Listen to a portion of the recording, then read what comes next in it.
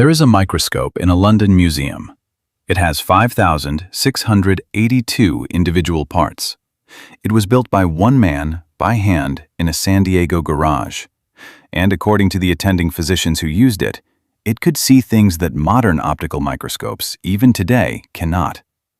That man's name has been almost entirely removed from the history of American medicine. Before we go any further, I want to ask you something directly, and I genuinely want to know your answer. Do you think it's possible for a medical discovery to be deliberately buried? Not by conspiracy, but simply by money, power, and professional interest quietly closing ranks? Drop your answer in the comments. I'm reading every one of them, because the story you're about to hear changes depending on where you stand when you look at it. The year was 1913. A young man from Elkhorn, Nebraska, arrived in San Diego after driving across the country. He had no medical degree. He had no institutional backing. What he had was a mechanical genius so precise that he had previously worked alongside the optical scientists at Carl Zeiss, the same Zeiss whose lenses still sit inside some of the world's finest cameras and microscopes today. He would go on to hold at least 14 major awards, receive an honorary doctorate from the University of Heidelberg, and be honored by the Smithsonian Institution. His name was Royal Raymond Rife.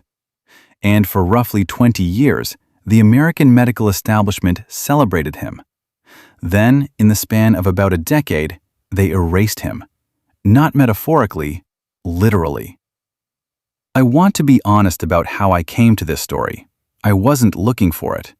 I was researching the history of frequency-based medicine for an entirely different project when I found a 1944 Smithsonian Institution annual report that mentioned Rife's microscope. A Smithsonian report, not a conspiracy blog, not a fringe newsletter. The Smithsonian.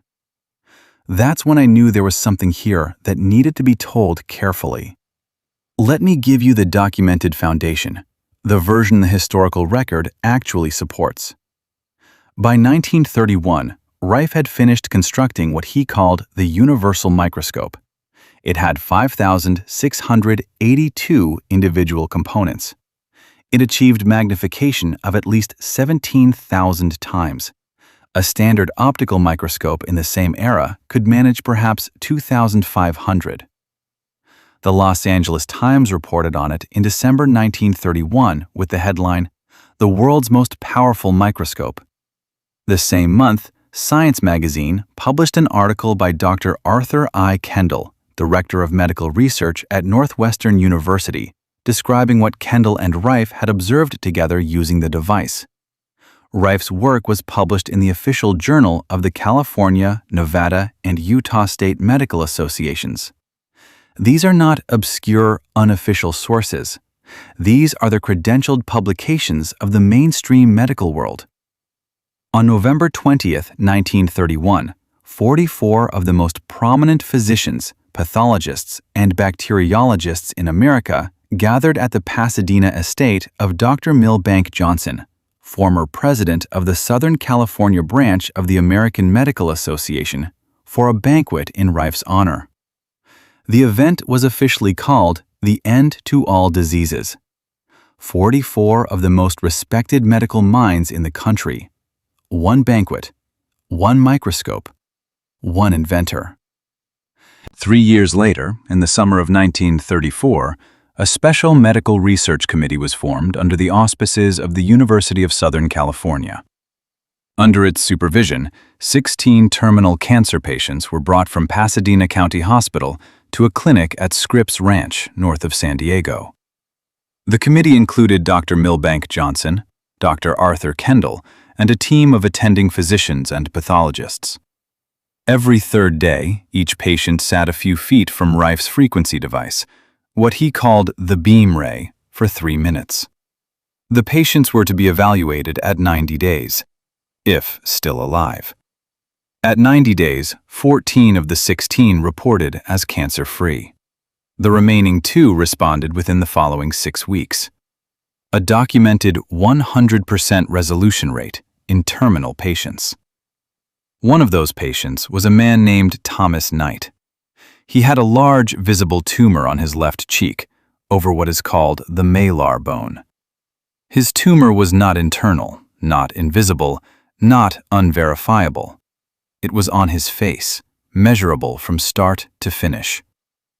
In 1935, Dr. Milbank Johnson personally wrote a letter to two San Diego physicians introducing Thomas Knight, describing him as the man from the La Jolla Clinic with the carcinoma over the malar bone.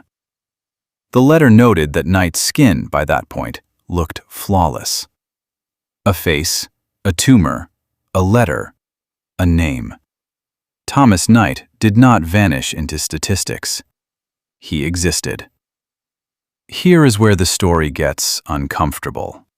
And I want to be very precise about what is documented and what is not, because that distinction matters enormously to the credibility of everything I'm about to tell you. The popular version of this story, and you may have encountered it, claims that Rife was murdered, that his lab was deliberately set on fire by government agents, that Morris Fishbein of the AMA personally ordered a cover-up. I spent a significant amount of time trying to verify those specific claims. Most of them collapse under scrutiny. Rife was not murdered. He died on August 5, 1971, at age 83, after years of alcoholism and declining health. His lab was not destroyed in a single dramatic raid. It was dismantled piece by piece as his finances collapsed through the 1940s. The most extreme versions of this story exist precisely to make the real version dismissible. Here is the problem. The real version is stranger.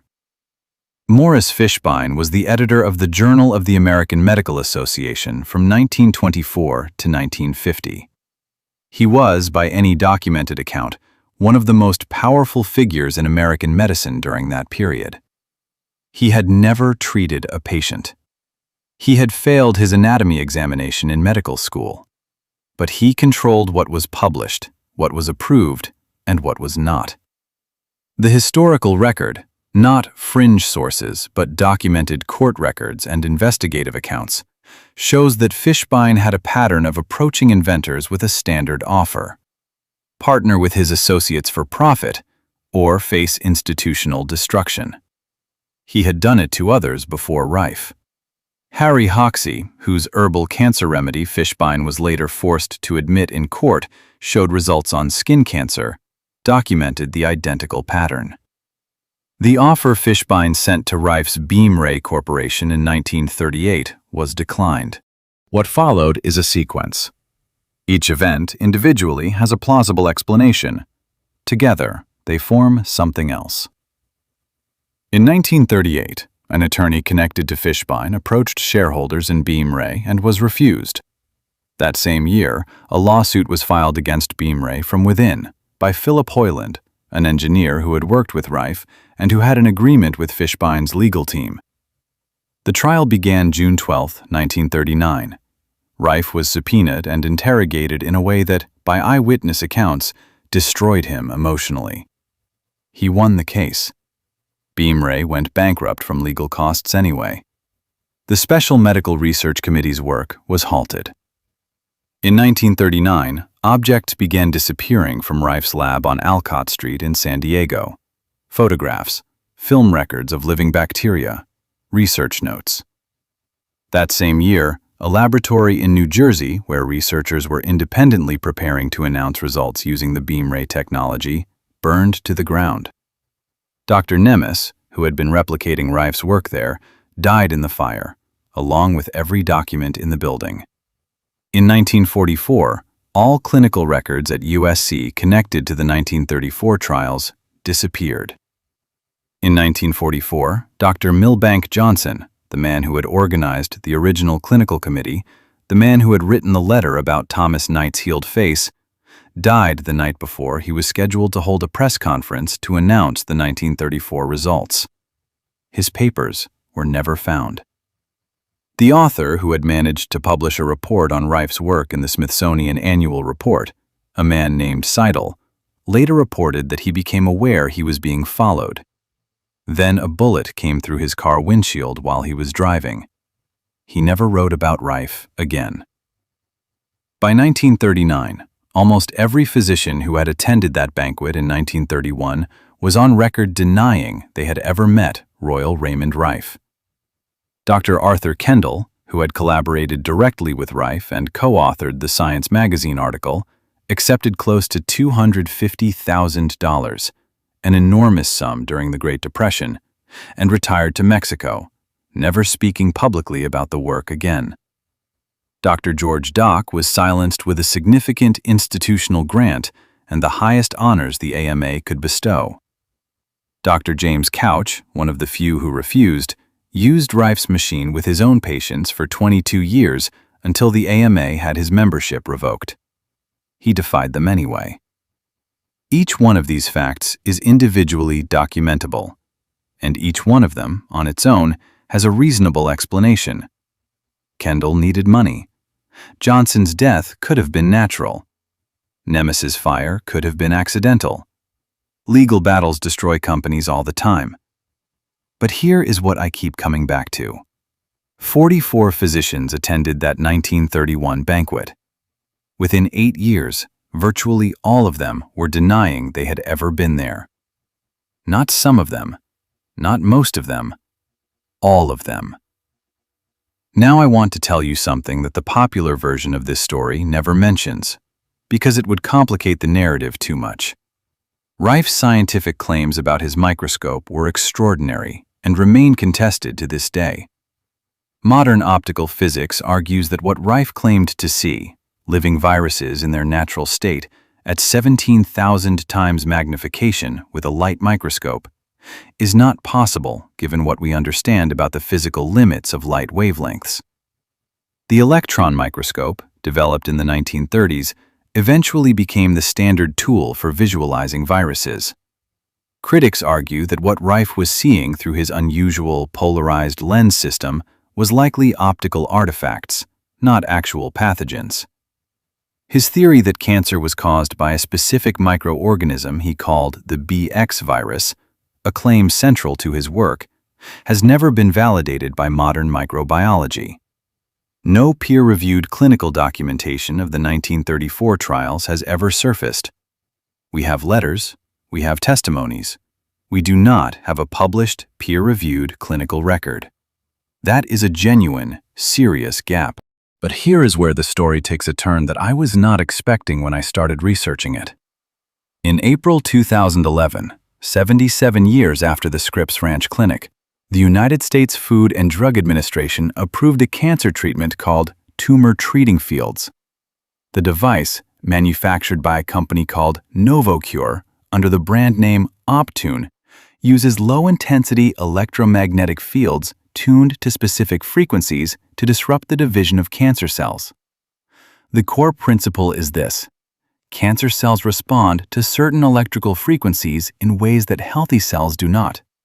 At the right frequency, the cancer cells can be interrupted at the cellular level.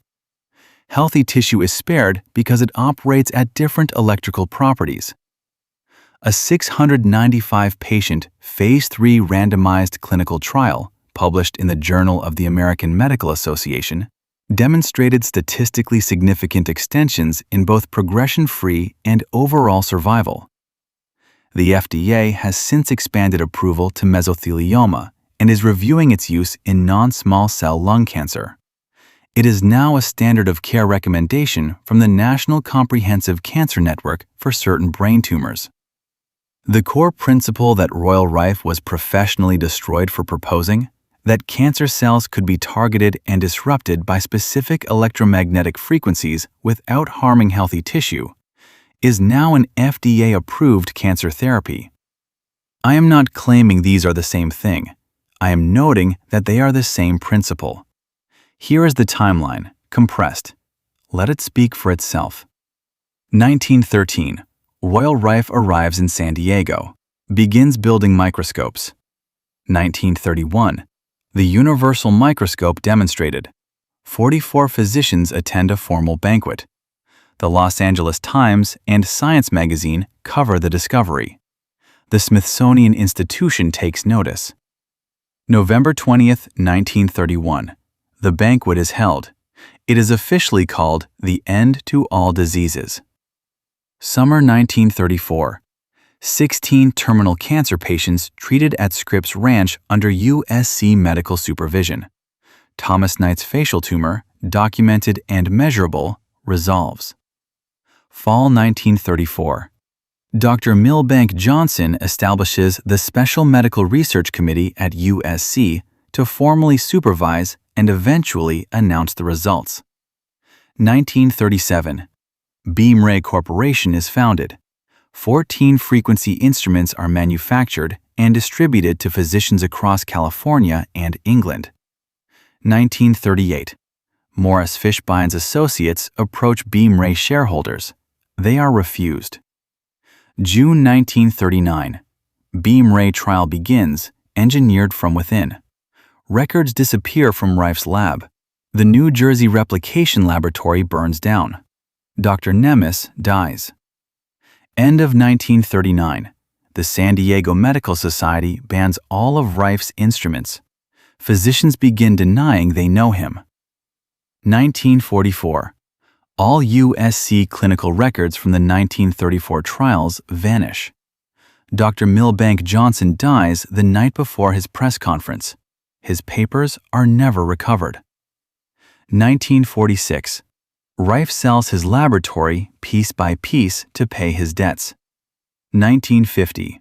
Rife enters a long period of alcoholism and obscurity. 1971. Royal Raymond Rife dies at age 83 in a county hospital without recognition. 2011. The FDA approves an electromagnetic, frequency-based cancer cell-specific therapy. Archives don't forget. They just go quiet. There is still a Rife microscope in a London museum. You can arrange to view it by appointment. It sits there, 5,682 parts built by hand, and it asks nothing of anyone who looks at it. I think about Thomas Knight, a man with a tumor on his cheek, documented in a letter, described as healed. Whatever Rife was doing in that San Diego clinic in the summer of 1934, whether the mechanism was what he claimed, or something adjacent to it, or something we still don't fully understand, Thomas Knight's face was one thing before those treatments and something else after. That is in the historical record. Someone wrote it down. What I cannot tell you, what no one can tell you, is what would have happened if those 1944 clinical records had survived. If the Milbank Johnson press conference had taken place the morning it was scheduled. If the Nemes laboratory had not burned. If Arthur Kendall had not taken that $250,000 and gone to Mexico. Whether the trajectory of cancer treatment in the second half of the 20th century would look the same. I don't know if Royal Rife cured cancer. I know that the men who were there said he did, and then most of them said they had never met him. Here is what I can't stop thinking about. If everything that happened to Rife happened not because of what he had discovered, but simply because he refused to share the profits, what does that mean for every scientist working today who doesn't own their research? If that question sits with you, subscribe. There are more stories like this one. Older, quieter, waiting to be found.